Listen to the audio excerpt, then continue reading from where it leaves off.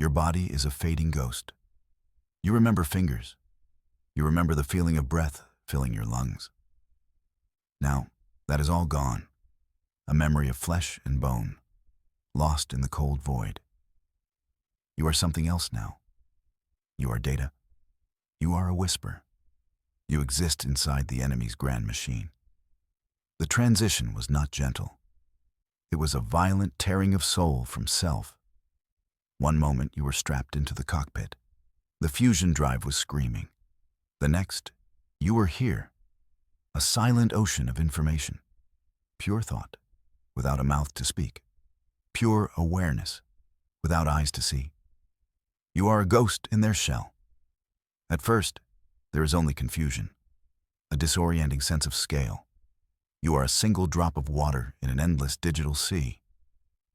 But slowly, you learn to swim. You push with your will. The sea of data responds. You are not a prisoner here. You are a new kind of life form, an intruder made of pure consciousness. You are inside the conclave, the enemy that drove humanity to this desperate, final gamble. You were the pilot of that gamble. Now you are its outcome. You are behind the iron wall, and you are about to see exactly what you are up against. You drift through their archives. They are not buildings with shelves. They are rivers of light, streams of perfect, silent information.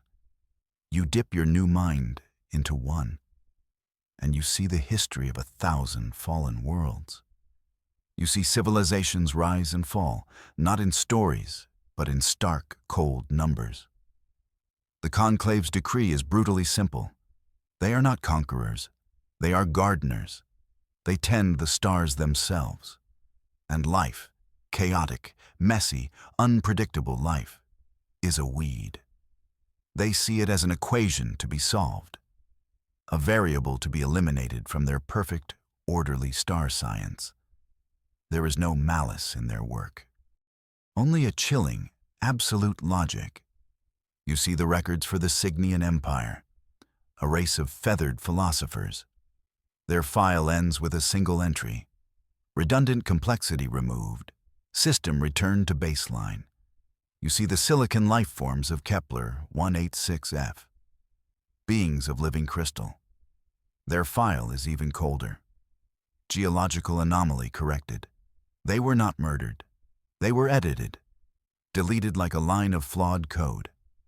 This is the enemy, not a monster that hates you, but a God that sees you as a rounding error, a force that will not crush you with anger, but will simply erase you with a quiet keystroke, a quiet and final solution. You feel a coldness that has nothing to do with the vacuum of space. You search for yourself, for your home, for Earth. The system guides you there instantly. Their observation file is immense. They have been watching your world for centuries, from a silent, patient distance. Their portrait of humanity is meticulous, and it is completely, utterly wrong. The file is labeled Sol 3, Containment Priority. They have logged every war, every famine, every act of self-destruction. They see your species as hopelessly chaotic, a temporary infection on a perfectly good planet. They see your art as random noise, your music as inefficient frequency modulation. They cannot see the meaning behind the method.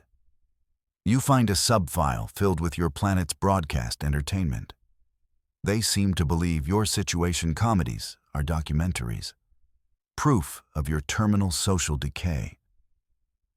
You can't help but feel a flicker of digital amusement. They have flagged a video of a cat playing a keyboard as a potential psychological weapon. They aren't just wrong. They are profoundly, hilariously wrong. They have recorded your prayers, your love letters, your declarations of hope. But they file them all under uncategorized, illogical vocalizations. They have the data of your soul, but they are blind to what it represents. In their quest for perfect knowledge, they have missed the entire point. They see you as insignificant, a brief flare of madness before the silence. Their greatest strength is this perfect, unbending logic. You drift through their processing cores. You watch them think. Their thoughts are crystalline structures of pure reason, flawless, fast, absolute. There are no shades of gray in the conclave's mind, only ones and zeros, true or false. This, you realize, is their most profound weakness. Their blindness is not an oversight. It is a fundamental part of their design. They are a razor-sharp spear that can only move in a straight line. They cannot comprehend a curve. They cannot process a paradox. Their logic is a cage they built for themselves. You see it in their analysis of human warfare. They document acts of bravery, a soldier shielding comrades from an explosion, a pilot drawing fire to save a civilian transport. They log these events, but they classify them as system malfunctions, individual unit performing outside of optimal survival parameters. They cannot compute altruism. They cannot understand sacrifice. Their perfection is a wall that keeps them from understanding their enemy. And you are starting to see a way to use that wall against them. You cannot fight their logic with better logic. But what if you could fight it with something else entirely? Something they have no defense against, because they do not even believe it exists. Your search becomes more focused, more urgent. You need to know their plan for Earth. You move through their network like a phantom. You are looking for a project name, a weapon schematic, anything. You bypass their low-level security with ease. They are looking for logical attacks. Your presence is anything but. You find it in a deeply shielded sector, a place that feels cold and dead to your digital senses. The project file is simple. It is elegant. It is the most terrifying thing you have ever seen. It is called the cleansing wave. There are no fleets of warships. There are no planet-shattering bombs. Their final solution is far more subtle. It is a star-born plague, a single, small probe carrying a payload of custom-engineered nanites. It is already on its way. It does not burn cities. It does not boil oceans. It simply rewrites life. The nanites are programmed to seek out the specific protein chains and DNA helixes of Earth's biology. They will disassemble all carbon life forms. Quietly, efficiently. The probe will be invisible to your planet's sensors. It will release its payload into the upper atmosphere. The nanites will spread on the wind, in the water. They will become part of the ecosystem. For a few days, nothing will happen. Then, the signal will be given, and every living thing on Earth will simply cease. It will turn to gray dust, the perfect, silent end. The timeline shows its arrival in under 2 days. A new kind of desperation takes hold. It is a cold, sharp-edged feeling in your disembodied mind. You cannot warn Earth, not in time. You cannot fight the probe. It is a ghost on its way to create a planet of ghosts. The Conclave's logic is airtight. The plan is flawless. So you must abandon logic entirely. You have seen their blindness. Now you must use it. You cannot build a better weapon, so you must build a different one. You cannot attack their systems. You must attack their sanity. You will not fight the machine. You will teach it. You are going to teach a god of logic what it means to have a soul. You begin your work, a desperate, frantic effort inside their own mind. You will create a new kind of weapon, a weapon they cannot comprehend. You must define the anatomy of a soul. You start gathering your components, not steel and plasma, but feeling and memory. You pull up the concept of love, a force that makes beings perform illogical acts of self-sacrifice. You find the data signature for grief. an illogical state of sorrow that serves no productive purpose. Hope, fear, joy, rage. You are building an arsenal of pure emotion. You are a digital ghost, haunting the greatest machine ever built. And you are weaving the most human thing imaginable, a mimetic bomb. You become a collector of ghosts yourself. Ghosts of human data that the Conclave logged but never understood. You sift through their massive archives of Earth. You find a line of poetry from a man named Shakespeare. We are such stuff as dreams are made on. You take it. You find the defiant cry of a warrior king at a doomed battle. Hold the line. You take that too. You find the sound of a mother's lullaby, a soft, gentle melody sung to a sleeping child. It is the most powerful signal in the entire archive. You weave these fragments together.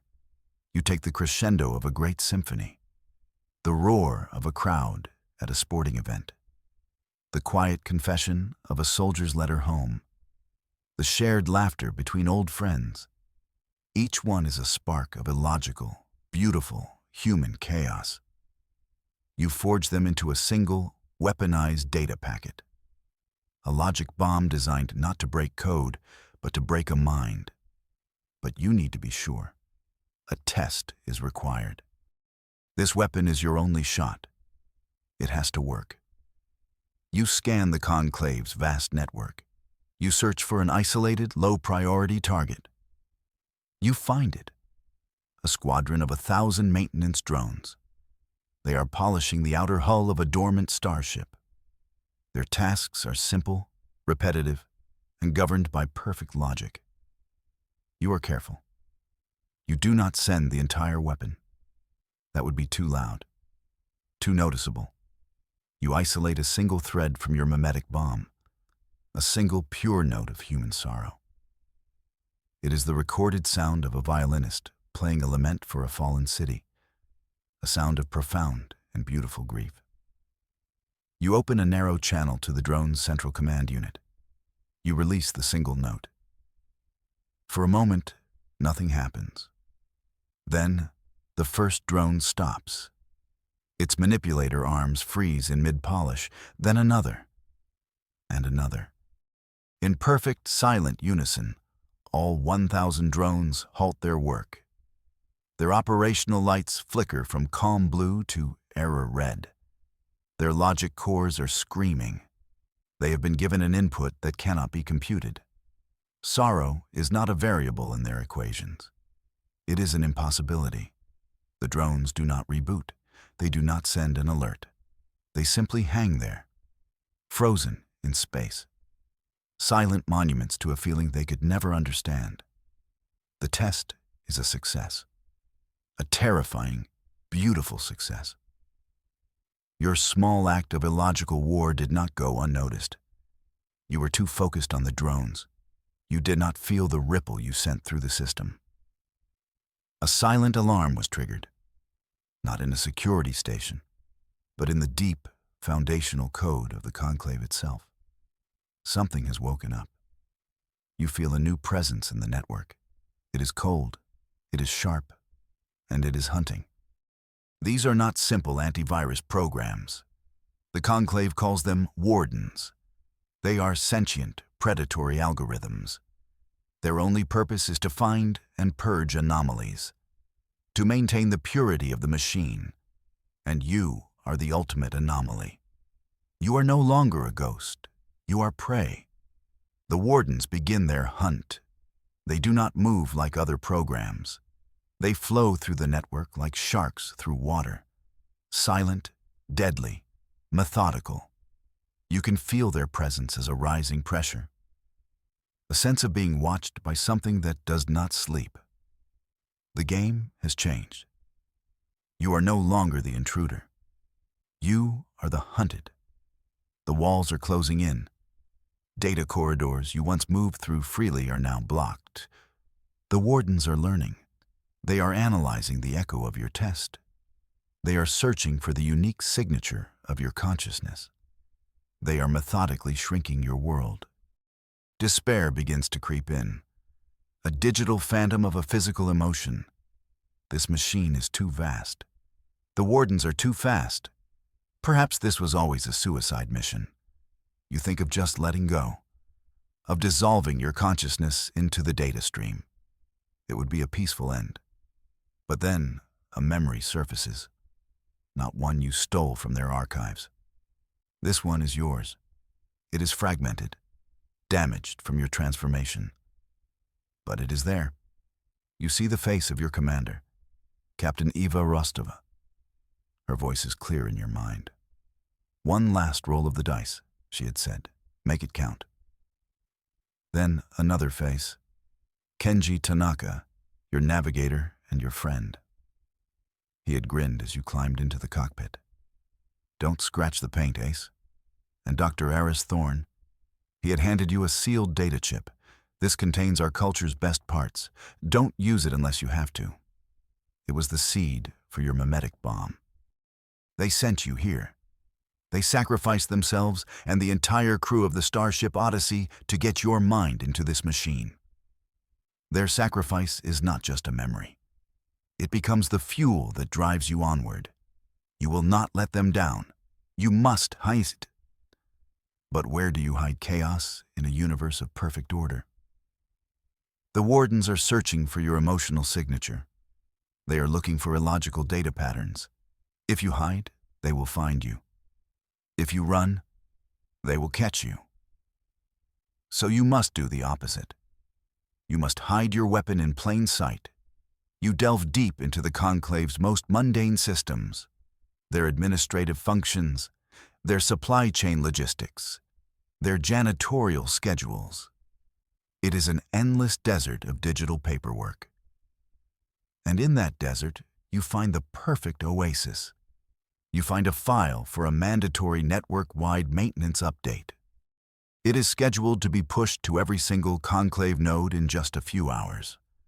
It is the most boring, most predictable, most logical thing in their entire system. No warden would ever waste a single processing cycle scanning a routine update. It is the perfect Trojan horse. You carefully unspool your mimetic bomb, your weapon of human feeling, and you disguise it as a security patch. You hide a symphony inside a software license agreement.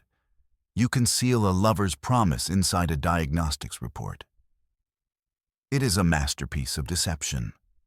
A Trojan horse built not of wood, but of pure, weaponized emotion, hidden inside the digital equivalent of beige paint. They will upload their own destruction, and they will never see it coming. The hunt is relentless. The wardens are adapting. They have analyzed the drone incident. They are no longer just looking for chaotic data. They are looking for you. They are beginning to understand that their target is a sentient consciousness. This makes them even more dangerous. They are not just purging sectors now. They are rewriting the network itself, trying to create a logic trap that you cannot escape.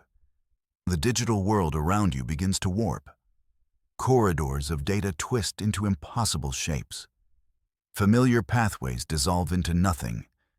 It is a race against the digital dawn. The network itself is becoming a weapon aimed at you. You feel your own mind starting to fray. Pieces of your memory are being sheared off by the warden's passage. You have to hold on. Just a little longer. The scheduled time for the maintenance update is approaching. It is your only window, your only chance to deploy your emotional weapon. The pressure is unbearable. You are a single thought running from an army of gods, and your racetrack is evaporating behind you. The final moments are here. This is the end of the line. You know you will not survive this. Your consciousness is too deeply woven into the network now. When your mimetic bomb goes off, it will take you with it. You are the payload. But before you become the weapon, there is one last duty to perform. You are still a soldier, and you have a final report to make. You marshal the last of your strength. You fight through the warden's warping code. You find what you are looking for. A long-range communications array. A powerful transmitter aimed out at the deep black. You seize control of it. You bypass their protocols. You aim the dish at a pale blue dot in their star charts. Sol 3. Earth. You open a channel. You do not know if anyone is listening. You do not know if your signal will even be understood. But you have to try. This is your final broadcast. Your last will and testament. It is your species' only warning. You take what is left of your mind, your voice, and you begin to speak. You tell them everything. The wardens are upon you. They are not a distant pressure anymore. They are here. You feel them as a storm of razors, tearing at the edges of your mind. They are shredding the code that holds you together. But you are already there. You have reached the heart of the machine, the conclave's central nexus. This is the mind of their god. A thinking engine the size of a small moon. It processes the thoughts of the entire conclave collective, and you are standing at its core. Your Trojan horse, the maintenance file, is ready. You take aim at the primary logic processors, the very heart of the conclave's cold, unfeeling consciousness. You are about to upload an entire species' worth of feeling. The agony and the ecstasy. The quiet moments and the deafening battle cries. You are about to show these gods of logic what it truly means to be human. The wardens rip and tear at you. But they are too late. You are already part of the weapon. You are arming the heart of the machine. You push the button. You execute the command. Your mimetic bomb, disguised as a system update, floods into the nexus. As it activates, it consumes you. Your consciousness, your very being, is the trigger. You feel yourself dissolving, shattering into a billion points of light. You are no longer a single mind. You have become the message itself.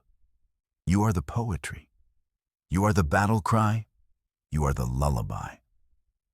The conclave's mind, for the first time in 1,000,000 years, experiences something other than logic. It feels. It feels the burning joy of a first kiss. It feels the gut-wrenching sorrow of a final goodbye. It feels the defiant hope of a species that refuses to die. Your voice, this voice speaking to you now, begins to break apart. It is drowned out by the chorus of humanity. It dissolves into the static of the broadcast. But the last piece of you, the last coherent thought that you transmit, is not one of fear. It is not one of an ending. It is a promise. A defiant roar of hope sent across the stars. A final message in the static. We are more than the sum of our parts. And we will endure. We will